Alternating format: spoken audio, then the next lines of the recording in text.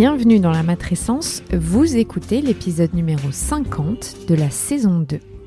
Bonjour à tous et bonjour à toutes. La matrescence, c'est la contraction du mot maternité et adolescence pour expliquer la naissance d'une mère. Et si vous voulez en savoir plus, il suffit d'écouter le premier épisode. Dans ce podcast, on parle du postpartum, du 4e trimestre, de la joie d'être parent, mais de ses difficultés aussi, bref, on parle de la vie. La matrescence met en avant des femmes et des hommes qui racontent, expliquent et donnent une autre définition à la parentalité. Je suis Clémentine Sarlat, la créatrice de ce podcast. Je suis journaliste de formation dans le sport, à la télé, rien à voir. Mais je suis aussi professeure diplômée de yoga pré- et post-natal. Et puis surtout, je suis maman d'une petite fille. Je m'appelle Ella. Bienvenue de la matrescence. La matrescence transforme la vie des mères, des pères, mais surtout des familles dans leur ensemble, alors parlons-en. Ici, pas de tabou, je vous propose une conversation intime, remplie d'émotions et d'informations. Si vous aimez ce podcast, n'hésitez pas à vous abonner, à laisser un commentaire et le must à mettre 5 étoiles. Allez, petite précision avant de commencer ce 50e épisode très spécial pour moi. Sachez que j'ai enfin lancé mon site web qui s'appelle clementinesarlat.com. Donc n'hésitez pas à aller faire un tour. Il y a tous les podcasts que je produis et donc la matrescence. Donc vous retrouverez tous les épisodes que vous pourrez écouter directement depuis le site web avec plein d'autres ressources très intéressantes. Donc n'hésitez pas à aller y faire un tour, je vous mettrai dans les notes le nom du site web, vous n'aurez plus qu'à cliquer. Très bonne écoute! Allez, ce 50e épisode, c'est un épisode un peu spécial puisqu'il n'y aura que moi, pas d'invité. J'ai reçu énormément de questions sur les réseaux sociaux quand j'ai annoncé donc que j'allais avoir un deuxième enfant qui devrait naître d'ici le mois de septembre.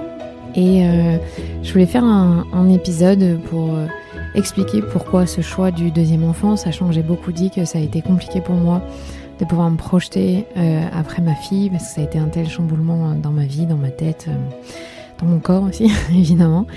Et donc je vais le faire en 2 parties. Je vais essayer de vous expliquer comment j'ai cheminé pour me dire je suis prête à avoir un deuxième enfant et comment j'en suis arrivée à prendre la décision d'accoucher à la maison. En tout cas, c'est mon projet pour septembre avec ce deuxième bébé et pas comment j'ai réussi à convaincre mon conjoint parce que c'était pas très difficile, mais en tout cas moi comment j'en suis arrivée à vouloir faire partie des 1% de Françaises qui accouchent à la maison. Donc pourquoi le deuxième enfant ? C'est vrai que j'ai dû remettre beaucoup de choses en question à la naissance de ma fille, donc ça a été très difficile puisque j'ai changé de vie complètement. On est revenu vivre à Bordeaux, ça c'était plutôt très positif. En partant de Paris, j'ai quitté mon travail à France Télévisions. J'étais dans une incertitude énorme au niveau professionnel. Je ne savais pas du tout de quoi j'allais vivre et ce que j'allais faire. Donc forcément, ça c'est pas hyper propice à se projeter à avoir un deuxième enfant quand on est autant dans le flou et dans le brouillard. Et puis, au début, ça me posait pas question et même dans les premiers mois, j'étais très à me dire... Ah mais j'adore avoir des enfants, les bébés c'est magnifique parce que comme je l'ai souvent dit, c'était très dur mais ma seule source de joie et de bonheur c'était ma relation avec ma fille. Mais vraiment, j'étais dans une euphorie d'être avec elle, c'était physique, c'était pas difficile, c'était génial. Donc j'étais là mais je serais capable d'avoir un autre enfant maintenant. Bon, je suis contente de ne pas l'avoir fait quand même au bout de quelques mois. Mais du coup, c'était pas une question de me dire est-ce que je vais être capable d'avoir un deuxième enfant. C'est venu au fil des mois, avec la fatigue évidemment, avec ce tourbillon dans ma vie. Et arrivé vers les 15 mois de ma fille, donc pour ceux qui ont déjà essayé de faire un calcul, les 15 mois, c'est à peu près ce qui correspond aux 2 ans d'écart des enfants. Sachant que c'était un peu ma norme vu que ma petite sœur a 26 mois d'écart avec moi. Et je m'étais dit, waouh, ça, là maintenant, ça serait le moment pour moi d'enclencher pour faire un deuxième enfant. Et je te dis, mais impossible. Franchement, je sais même pas comment font les gens, comment a fait ma mère pour envisager faire un deuxième enfant. Moi, Moi, je fais que pleurer. Il n'y a rien qui va dans ma vie, j'ai la sensation. La relation avec mon conjoint, elle est très, très difficile. On était vraiment dans une impasse à ce moment-là de notre vie. Je vous rassure, tout va bien maintenant. Mais on était vraiment dans une relation pas toxique, mais absolument pas d'équipe où on se faisait grandir mutuellement. On était chacun de notre côté, on n'arrivait pas à retrouver le lien. Et donc, j'étais là, mais en fait, je vais jamais vouloir un deuxième enfant, alors que je pense que quand j'ai rencontré Clément, on s'était plutôt dit qu'on aimerait peut-être 3 enfants. J'adore les enfants, vraiment, je suis passionnée par les enfants, donc c'était pas un souci pour moi, mais j'avais pas conscience que ça aurait autant d'impact sur moi, ma vie. Et donc, ce moment-là, je l'ai expliqué d'ailleurs dans le podcast de Bliss, c'est aussi à ce moment-là où j'ai décidé d'aller consulter à nouveau une psy, parce que je me suis revue ne jamais être capable d'avoir de deuxième enfant. C'était devenu une angoisse profonde. Et je me dis, il y a quelque chose qui ne va pas chez moi. Comment ça se fait que je ne veux pas deuxième enfant ?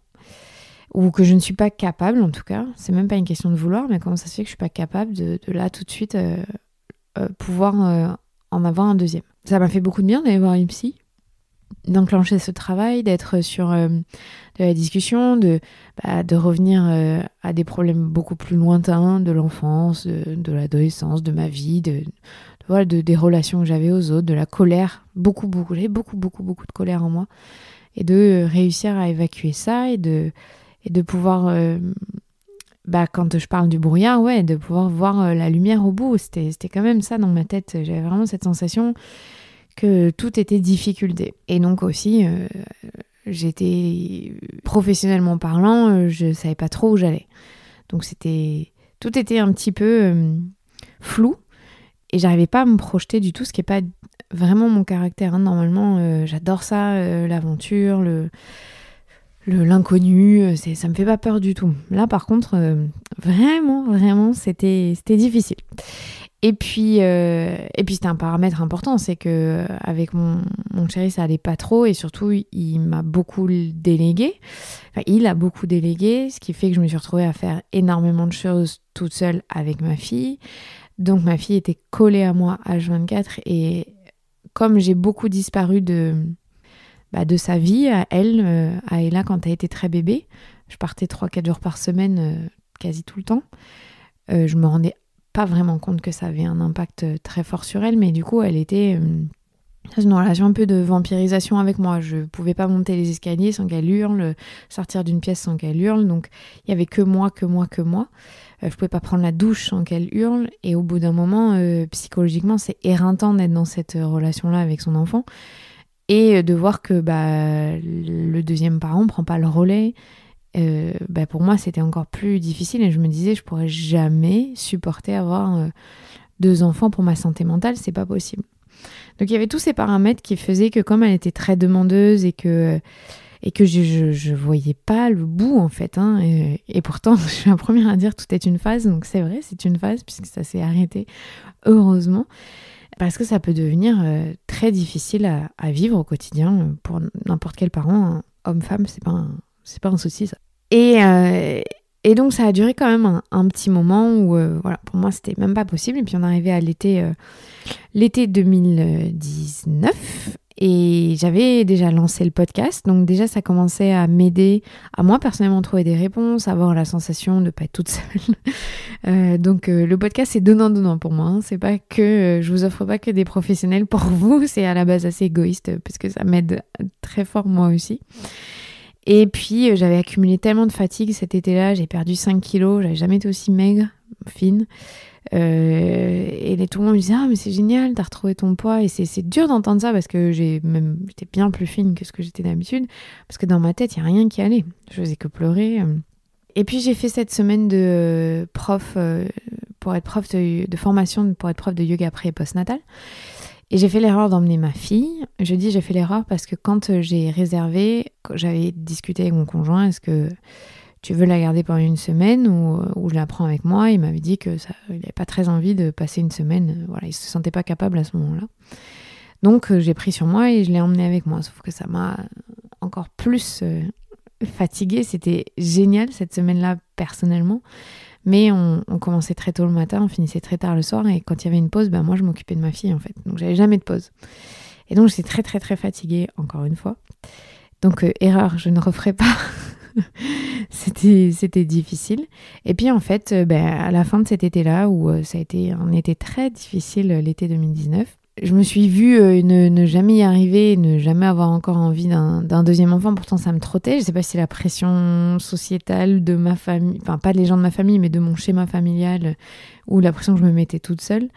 Mais je me suis dit, allez, j'enlève ma contraception, j'ai un stérilet, et puis on verra bien. Mais en même temps, je savais que c'était pas possible. Je voulais pas tomber enceinte maintenant, donc je me gardais la possibilité, mais c'était pas une option, bizarrement, à ce moment-là.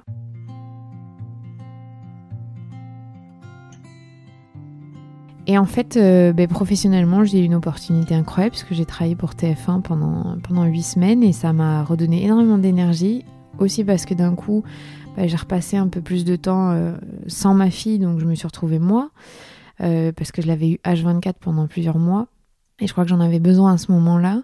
Ça a été aussi les 2 ans de ma fille. Et en postpartum, pour l'instant, les seules études qu'il y a, il n'y en a pas beaucoup, expliquent que ça peut durer 2 ans ou plus, mais qu'en moyenne, ça dure 2 ans, les changements très forts sur le cerveau. Et c'est vrai que moi, j'ai eu la sensation que ce brouillard dont je parle, il s'est levé au bout de 2 ans. Et donc, arrivé en septembre 2019, quand j'ai repris un rythme de travail où je me suis épanouie, vraiment, où ça allait beaucoup mieux avec Clément parce que je sais pas, d'un coup on a retrouvé notre rythme, on a emménagé dans notre nouvelle maison parce qu'on faisait construire et c'était beaucoup de stress.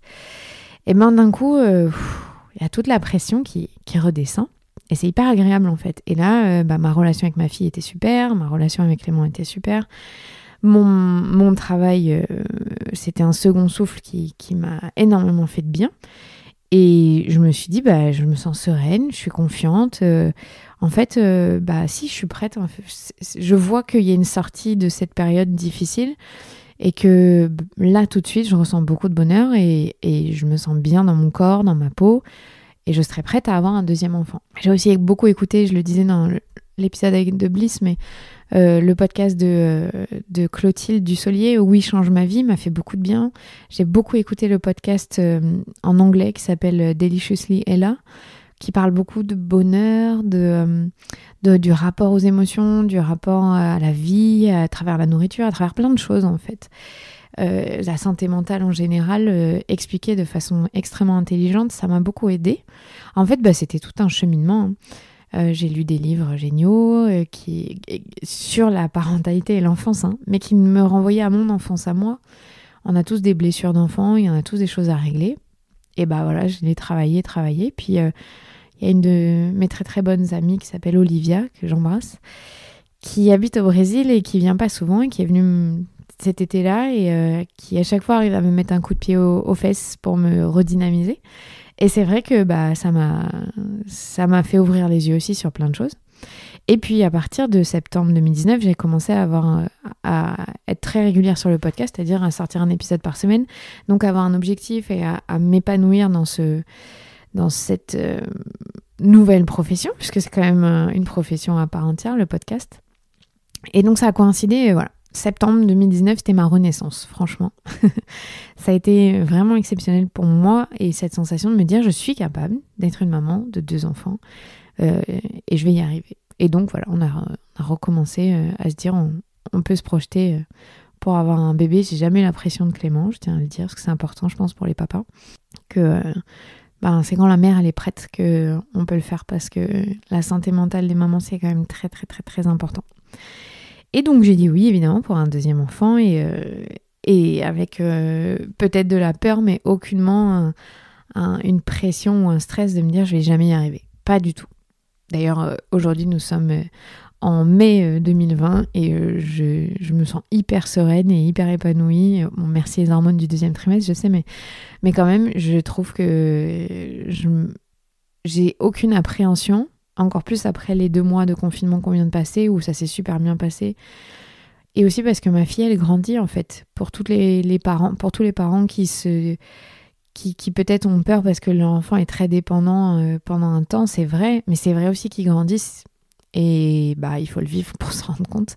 Donc parfois, il faut se laisser du temps. Et si c'est pas la norme, si vous êtes capable de faire un deuxième enfant qu'au bout de 4, 5, 6 ans et que ça fait des écarts d'âge avec vos enfants, tant pis, c'est pas grave. Si c'est ça qui vous fait plaisir et vous fait du bien. Moi, je pense qu'il n'y a pas de schéma classique. Il y a le schéma familial propre à soi-même. Et moi, le mien, c'était 2 enfants, 2 ans d'écart. Et j'ai déjà brisé ce schéma et c'est pas grave.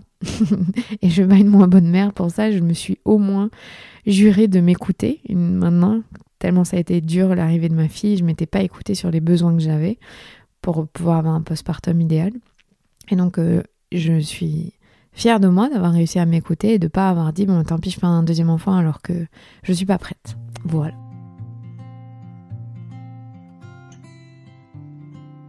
Il y a aussi eu une grosse discussion avec Clément sur le fait que si on fait un deuxième enfant, c'est hors de question qu'on répète les erreurs qu'on a faites. Et je dis on parce que ça a été à 2.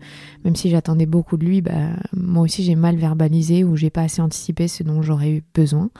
Et donc on a dealé que deuxième enfant, ça veut dire 1 mois à la maison complet pour lui, pas de déplacement. Merci le confinement puisqu'il a réussi à se rendre compte que c'était possible de travailler un peu de la maison. Et puis son entreprise a signé le Parental Act en attendant, pendant le confinement, après l'épisode avec Céline Lazorte.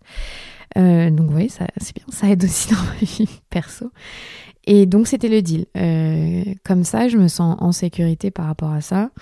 Et je trouvais que c'était important. Et la deuxième partie du deal, qui va vous intéresser aussi, c'est l'accouchement à la maison.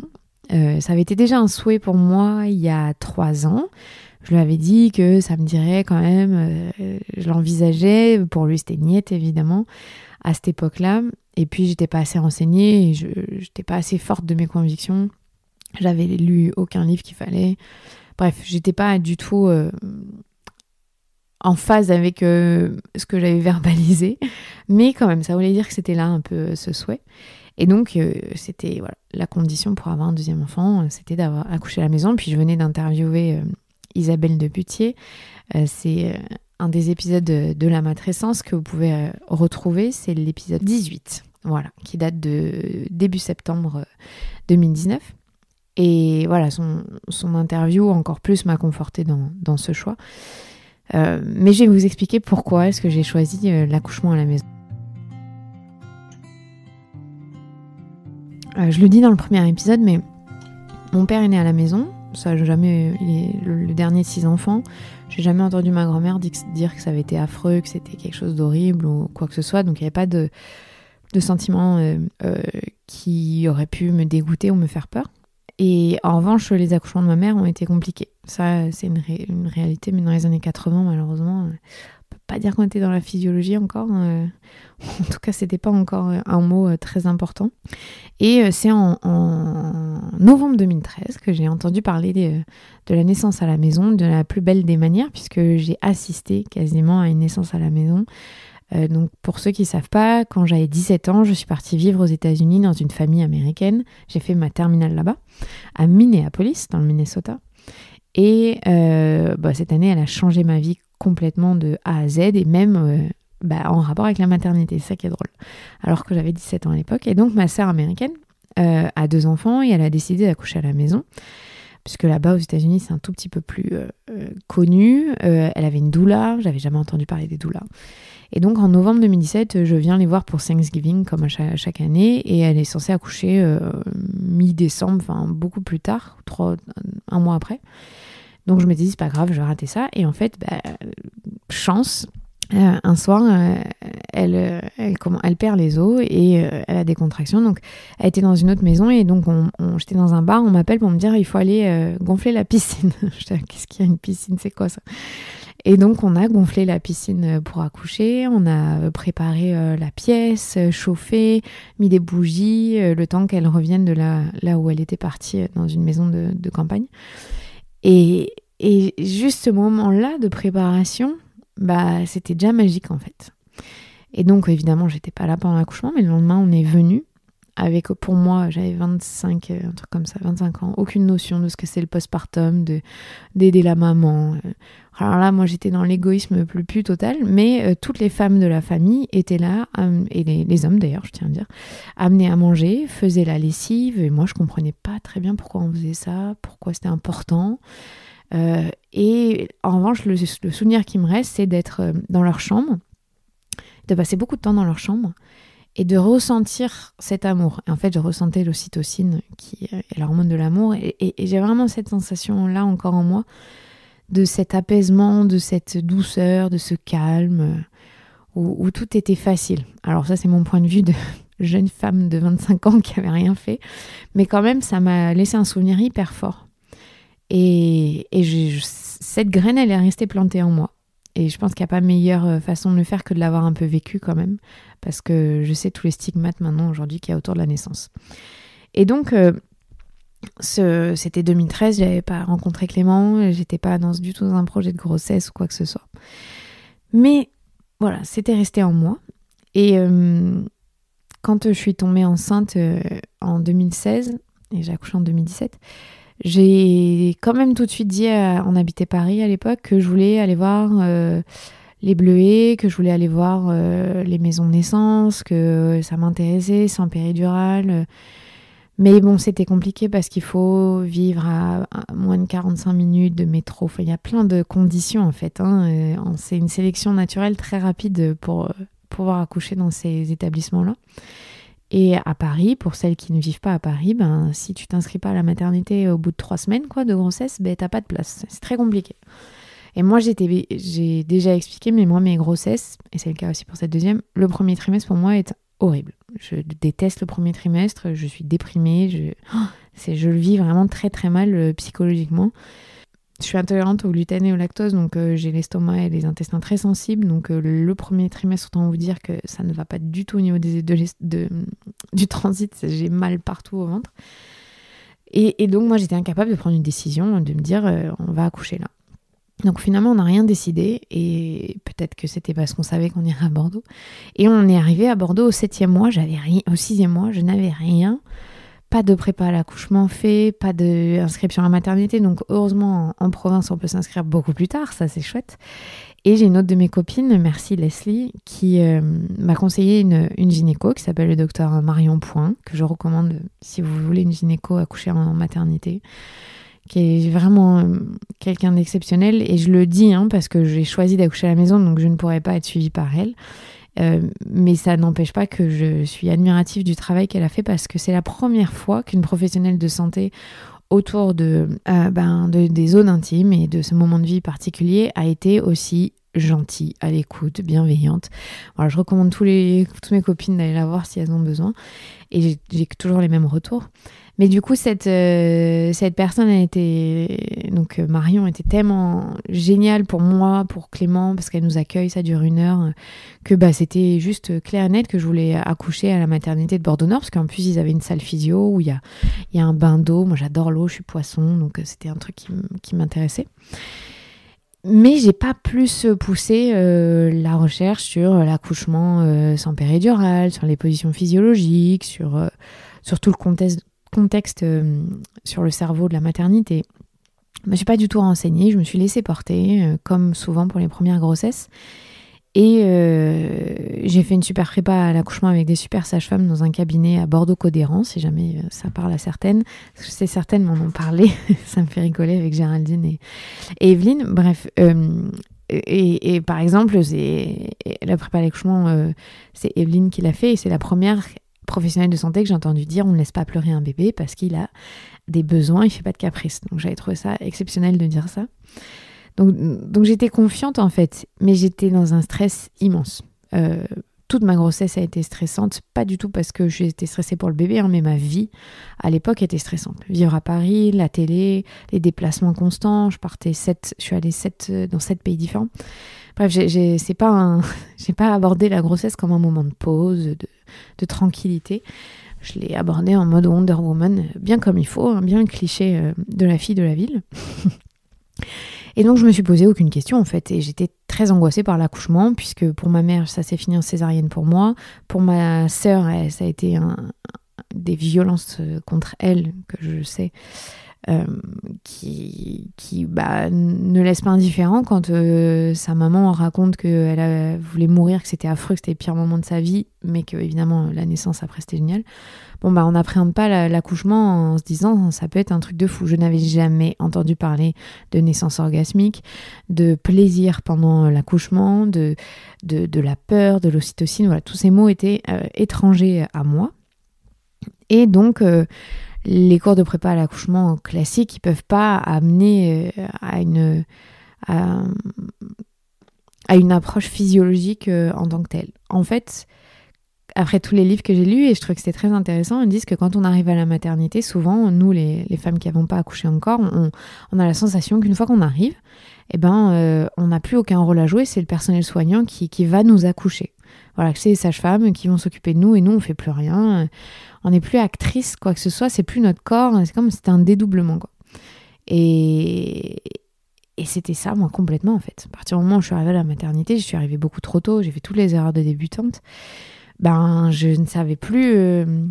je ne savais pas accoucher, en fait. Je ne savais même pas comment ça marchait. Je crois, comme beaucoup de femmes, on découvre vraiment notre corps au moment de la grossesse, entre le périnée, tous les organes, comment ça se met en place... et la magie du corps féminin aussi. Il faut quand même le mettre en perspective. C'est génial ce qu'il est capable de faire, notre corps.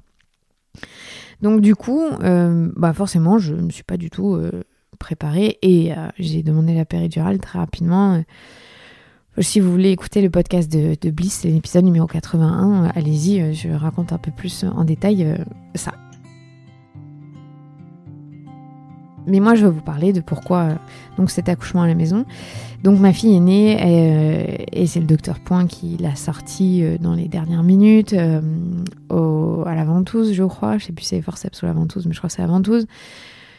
Bref, moi, j'en garde pas du tout un souvenir où c'était magique, clairement, et ça a été difficile. Heureusement, j'ai créé ce lien fort avec ma fille une fois que j'ai allaité. J'ai trouvé que ça m'avait beaucoup rapproché d'elle et ça m'avait un peu effacé C'est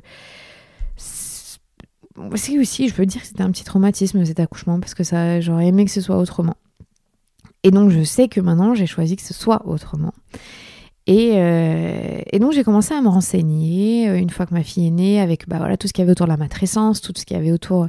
Il y a beaucoup de contes américains qui montrent des naissances physiologiques à la maison avec des doulas. J'ai lu un livre, par exemple le livre de Gisèle Bunchen, que j'aime beaucoup, qui a accouché 2 fois à la maison dans une piscine.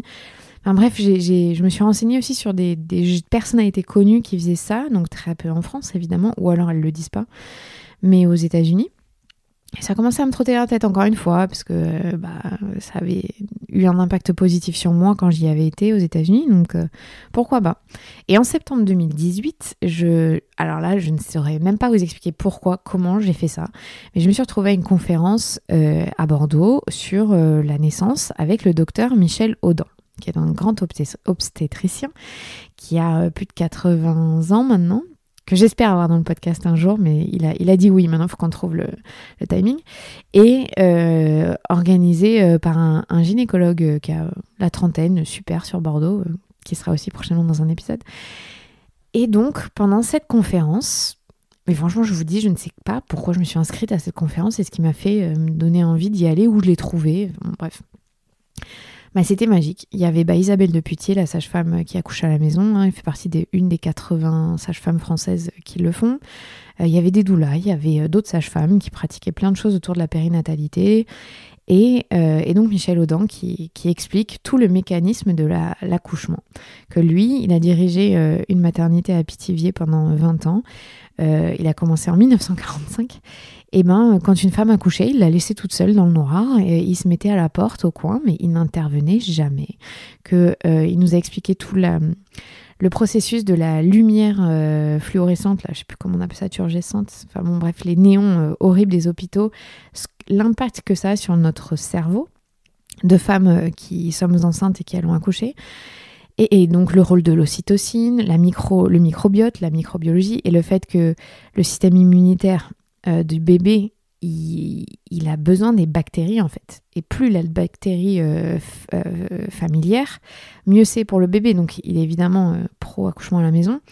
Et donc de naître dans un milieu à la maison, c'est lui donner la chance à ce bébé d'être colonisé par que des bonnes bactéries qui font partie de sa famille. Alors que évidemment, l'environnement septique de l'hôpital, c'est pas tout à fait ça.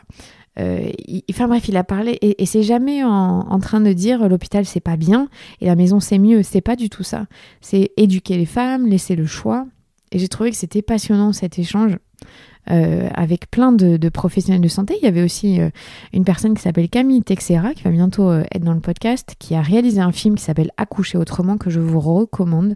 Il est disponible payant sur Vimeo. Elle avait commencé un tour de France, mais avec le confinement ça a été compliqué. Et c'est juste pour montrer qu'il y a plein de façons d'accoucher en étant satisfaite de son accouchement. Et donc, ça a été le point de départ pour moi de ce cheminement, de me dire c'est génial, il faut que je me renseigne mieux. Et donc, j'ai trouvé plein de livres. Celui que je recommande tout le temps, le guide de la naissance au naturel de Ina May Gaskin, qui est une sage-femme américaine qui a 80 ans aussi maintenant, qui a reçu le prix Nobel alternatif. Et bref, je vous jure, ce livre, lisez-le. Pas parce que vous voulez accoucher à la maison ou parce que vous voulez une péridurale. La péridurale, elle sera toujours nécessaire pour au minimum 20% des femmes. Au minimum. Et pour tout un tas de raisons, moi, j'ai rien à dire, je l'ai prise, la péridurale, mais encore plus pour des femmes qui ont été battues, pour des femmes qui vivent de la violence quotidienne, pour des femmes qui ont eu des traumatismes sexuels plus jeunes, qui ne veulent rien sentir dans cette zone, et c'est tout à fait légitime qu'elles aient le droit d'avoir la péridurale. En revanche, le problème de la maternité aujourd'hui, et c'est un problème structurel qui n'a rien à voir avec les sages-femmes, les gynécos, il n'y a pas assez de personnel. On devrait avoir la possibilité d'avoir une sage-femme avec nous du début à la fin. Quand on connaît la psychologie de l'accouchement, quand on s'est intéressé à tout ça, mais c'est magique en fait. Et donc j'ai lu un tas de livres là-dessus et je me suis dit, mais bon, par contre c'est sûr et certain, j'accouche à la maison, je suis capable, mon corps est capable, c'est magnifique et je sais que je vais y arriver. Et j'ai éliminé toutes les peurs, moi j'en ai sûrement encore, mais je veux dire, toute cette peur de c'est dangereux d'accoucher, que la société, pas l'hôpital, mais dans les films, on ne montre que les accouchements où c'est horrible, où c'est difficile, où on crie, même Baby Boom que je regardais énormément, je trouve pas du tout que ce soit aidant pour les femmes, parce que c'est pas comme ça qu'on fera changer les mentalités, et je pense qu'il faut faire changer les mentalités autour de l'accouchement. Il y a les Pays-Bas, ils ont 15% d'accouchements à la maison, parce qu'il y a une vraie politique nationale autour de ça. Et les sages-femmes ne prendront jamais de risques pour les accouchements à la maison, vu ce qu'elles risquent d'aller au pénal. Donc tout est vraiment bien balisé pour arriver jusqu'à la fin de ce parcours pour accoucher à la maison. Et donc j'ai commencé les cours de prépa à l'accouchement, mais c'est génial. Parce que c'est là, tout ce que je viens de vous expliquer, je ne vous l'explique pas en détail ni de manière scientifique, mais Isabelle, elle explique le mécanisme de la peur, le système des glandes, de l'hypothalamus, de ce qui contrôle les sphincters, ce qui contrôle la peur. Elle explique énormément au papa ou au deuxième parent le rôle qu'il va jouer et pourquoi c'est important. Bref, c'est une prise en charge globale, ce que toutes les femmes rêvent, j'imagine. Mais aujourd'hui, l'accouchement à la maison, ça me fait rêver. Vraiment, je vais vous faire rigoler, mais Camille Texera, qui a réalisé ce film d'Accoucher autrement, elle a été invitée sur le plateau des maternelles. Coucou Benjamin Muller si tu écoutes, mais j'ai discuté après ça, après son passage avec Benjamin, et il me dit ouais, je me suis fait défoncer sur les réseaux sociaux parce que j'ai dit que c'était l'extrême d'accoucher à la maison, mais c'est hyper dangereux. J'ai dit mais oui, mais ça c'est ta vision de toi qui n'a pas fait tes recherches sur ce que c'est l'accouchement à la maison en fait, ce que ça représente, ce que ça veut dire, comment on fait pour accoucher à la maison, tout ce qui est mis en place.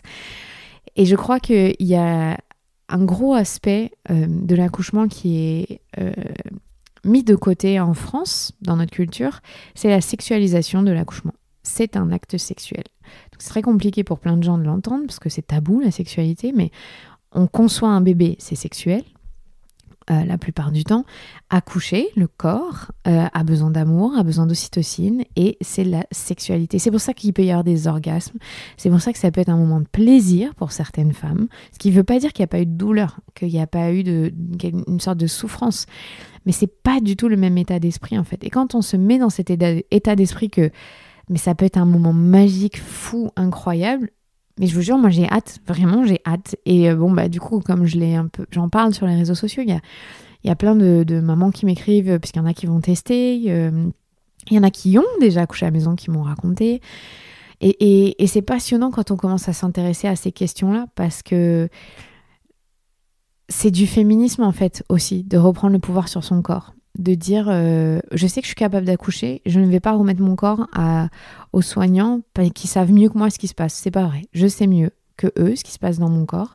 J'ai conscience, je vais y arriver. J'aurai peut-être besoin d'aide, mais c'est moi qui vais y arriver. Et je vous encourage vraiment à lire aussi, évidemment, le livre de Ina Megaskin. Il est long, il faut aimer lire. Moi, j'adore ça. Mais la BD de Lucille Gomez qui vient de sortir, je vous assure, allez l'acheter. C'est un bijou. Même si vous accouchez à l'hôpital, surtout si vous accouchez à l'hôpital, vous allez comprendre tout ce qui se passe. J'en parlais un peu dans le podcast de Bliss, mais il y a des études aujourd'hui qui montrent que pour certaines femmes, et j'en fais partie, c'est sûr, une fois qu'on met le pied à la maternité, notre col il rétrécit. Parce qu'on n'est pas dans un environnement de cocon. Et la femme qui accouche a besoin d'être dans un environnement de cocon, de nidation. Voilà, c'est dans notre ADN, c'est naturel, il n'y a rien de bizarre. Et on peut aussi être... Enfin, je veux dire, tout le monde ne peut pas accoucher à la maison, tout le monde ne voudra pas, tout le monde ne se sentira pas à l'aise. Il y a plein d'alternatives. Il n'y en a pas assez, je dis il y en a plein, il n'y en a pas assez en France. Mais c'est juste qu'une fois qu'on a ces connaissances-là, c'est assez incroyable. Et il y a des documentaires là-dessus. Alors, je vous encourage pas à les regarder enceinte, parce que c'est très dur. C'est un documentaire brésilien sur l'accouchement au Brésil, donc il y a un pays qui a un taux de césarienne à 80%. Hein. Franchement, c'est de la... C'est pas de la torture, mais c'est absolument pas normal d'avoir ces taux-là. Ça devrait être l'inverse. Et parce que les gynécos, c'est de la rentabilité. On sait à quelle heure on fait la césarienne. Et ce documentaire, il y a Michel Audin d'ailleurs qui intervient. Il est dur, hein, parce qu'on voit des choses, on voit la souffrance des femmes de s'être fait déposséder de leur accouchement. Et on voit aussi des femmes qui ont commencé par une césarienne, qui ont ensuite accouché sans péridurale et qui ont fini par accoucher à la maison. Au fur et à mesure qu'elles ont accumulé des connaissances et des désirs aussi qui correspondent à leur famille. Je sais que là, j'en fais un peu la pub, mais je veux vraiment pas diaboliser la maternité à l'hôpital. Il y a des maternités super c'est comme pour tout, il y a des soignants super qui vont être là, mais il y a aussi la réalité du terrain. Elles n'ont pas le temps de nous accompagner de A à Z comme il faut, et c'est bien dommage parce qu'il y a des gens géniaux. Et je le redis, j'ai une gynéco géniale, mais la physiologie de l'accouchement, je pense, est très difficile à mettre en place à la maternité. Dans certains cas et dans certaines conditions. En tout cas, moi, personnellement, je sais qu'à la maternité, je serais très capable de demander la péridurale alors que je suis convaincue que je suis capable de le faire sans à la maison. Donc, c'est très personnel. Voilà. Pourquoi est-ce que je choisis d'accoucher à la maison ? J'aime l'eau, donc je serais contente d'avoir une piscine. Et puis, un deuxième paramètre aussi, c'est qu'on a un premier enfant. Et d'accoucher à la maison, on reste à la maison avec elle, même peut-être si elle ira chez ses grands-parents, et encore c'est pas sûr, mais elle fait autant partie du projet que ce deuxième bébé qui va venir dans notre famille. Et on a acheté des livres qui parlent de l'accouchement à la maison et qui parlent de devenir grand frère ou grande sœur de manière hyper intelligente pour les enfants. C'est des livres qu'elle connaît par cœur, qu'elle adore, qu'elle demande à lire tous les soirs. Et moi, je trouve que c'est un cadeau qu'on lui fait aussi, de ne pas la séparer de ce moment. J'ai lu un livre il n'y a pas longtemps, et il n'y a pas d'études là-dessus, mais qui expliquait sur beaucoup de témoignages que les accouchements à domicile évitaient énormément de jalousie dans la fratrie, en fait. Et énormément de frustration et d'incompréhension de la part des petits. Et ça a fait son chemin dans ma tête. Je me dis que c'est vrai que c'est pas bête, en fait. Parce que la maman, elle part pas en revenant avec un bébé, quoi. Elle reste à la maison et la petite sœur ou le petit frère qui fait partie de la famille, c'est assez naturel, c'est une continuité. Donc je serais curieuse s'il y a des mamans qui ont accouché à la maison de fratrie, de connaître ou des papas d'ailleurs, qui écoutent, de connaître vos ressentis par rapport à ça. Si vous voulez m'écrire, avec grand plaisir. Et donc voilà, je pense que la clé, encore une fois, pour tout, c'est l'éducation. Je suis consciente que je fais partie des 1% de femmes qui choisissent ça, donc c'est très peu, que ça paraît assez fou pour plein de gens, que ça fait peur à beaucoup de gens. Et la peur, c'est un vrai souci dans l'accouchement qu'il faut arriver à éradiquer pour passer un moment magique. Et j'ai aussi tout à fait conscience que je vous parle de ce projet-là, on est en mai, et qu'en septembre, ça se trouve, je finirai à la maternité. C'est absolument pas mon désir, au contraire.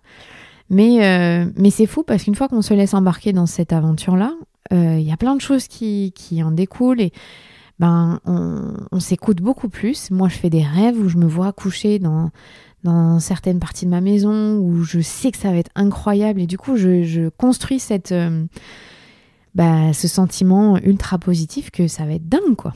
Et que j'ai trop hâte, en fait. Et je vous assure qu'il y a 3 ans, mais jamais je n'aurais été capable de dire que j'ai trop hâte, que c'est génial et que ça peut être un moment magique et que je l'attends avec impatience, en fait.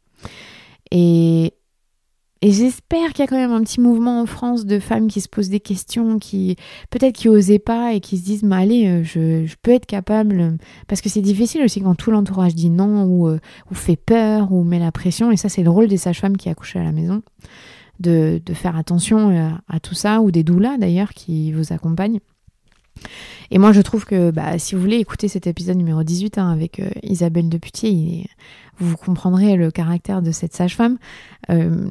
J'ai expliqué sur les réseaux sociaux il y a quelques jours que j'ai dit stop à une personne qui faisait mon échographie, qui allait faire mon échographie parce qu'elle a refusé de faire un FaceTime ou d'enregistrer une vidéo pour mon conjoint. Et en fait, ça, j'aurais pas été capable avant de dire stop. J'ai dit non, non, je fais pas cette échographie parce que c'est un moment important, j'ai envie de savoir, c'est le sexe de mon bébé, c'est le papa qui soit pris en compte. Bref, c'était toute une histoire et surtout, derrière, ma sage-femme, elle a appelé cette échographiste pour lui dire que c'était une faute professionnelle de me refuser l'échographie sans m'en proposer une autre ailleurs. C'était ça la faute professionnelle et qu'il va falloir, surtout elle explique qu'il allait falloir faire évoluer les mentalités. Il y a un moment, l'humain, c'était la base de la grossesse. Voilà. Et c'est trop ça en fait, cette humanité et se sentir enveloppée et défendue et prise en compte, c'est très important dans la grossesse, dans cette période un peu magique. Et Isabelle, dans cet épisode 18, elle explique qu'elle a jamais vu de baby blues derrière un accouchement à la maison. Alors, c'est pas pour dire que c'est pas possible que ça existe, mais que c'est tellement une autre façon de donner la vie qu'on se retrouve beaucoup moins perdu. Et aujourd'hui, je sais aussi pourquoi il y a ce baby blues en moins. Elle met en place plein de choses qu'elle m'a expliquées aujourd'hui, que je ne vous dévoilerai pas, mais si ça vous intéresse, allez prendre des rendez-vous avec des sages-femmes libérales qui font l'accouchement à la maison pour que le postpartum se passe différemment. Il y a plein de choses à faire pour rééquilibrer les hormones. Donc voilà, c'est que des choses qui m'enthousiasment et j'ai hâte en octobre de vous raconter ce qui se sera passé. Si tout se passe bien, j'ai pas de doute là-dessus, mais je ferai un épisode de questions-réponses en octobre pour vous raconter tout ce qui s'est passé, pour que vous puissiez me poser vos questions. Et en vrai, j'espère quand même que ça aura... cet épisode peut vous permettre de passer le pas, de considérer les choses. Alors, j'ai pas parlé de Clément, mais ça n'a pas été difficile de le convaincre, parce qu'il sait aussi qu'avec le podcast, je me renseigne beaucoup, que je lis beaucoup, que je lui explique plein de choses, donc il a conscience que ça paraît logique et que ça va bien se passer. Il a vu Isabelle aussi, qui lui a beaucoup parlé. Donc, Isabelle ne fait ses accouchements que si le papa il est à fond avec, parce qu'elle sait à quel point c'est important, le partenaire ou la partenaire. Donc je sais pas, enclencher ces discussions-là peut-être dans votre couple, ou regarder des maternités qui aident à la physiologie ou qui ont des salles exprès pour ça. Lisez, j'en recommande plein des livres. Il y a des podcasts maintenant sur l'accouchement à la maison, ou des témoignages en tout cas. Il y a des groupes Facebook. Il y a plein de choses. Et ce film, Accoucher autrement, regardez-le, il est vraiment chouette.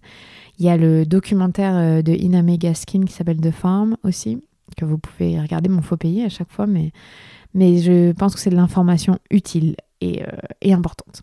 Voilà, j'ai beaucoup parlé, mais j'espère que ça vous aura aidé un petit peu dans votre cheminement. Si vous avez des questions, n'hésitez pas sur les réseaux sociaux, @lamatrescence, à venir me solliciter pour échanger, ou si vous avez des envies de partager vos histoires. De temps en temps, je reçois des messages de mamans qui ont accouché à la maison. Donc voilà. Merci de m'avoir écouté. Je suis Clémentine Sarlat, votre hôte. Aujourd'hui, vous avez écouté un épisode très spécial. C'était le 50e. N'oubliez pas que j'ai ouvert une chaîne YouTube où j'ai mis 2 cours de yoga prénatal, pas encore post, il faut que je le fasse, pour que vous puissiez pratiquer à la maison si vous avez envie. Et puis à la semaine prochaine. Merci d'avoir écouté. Au revoir. Prenez soin de vous.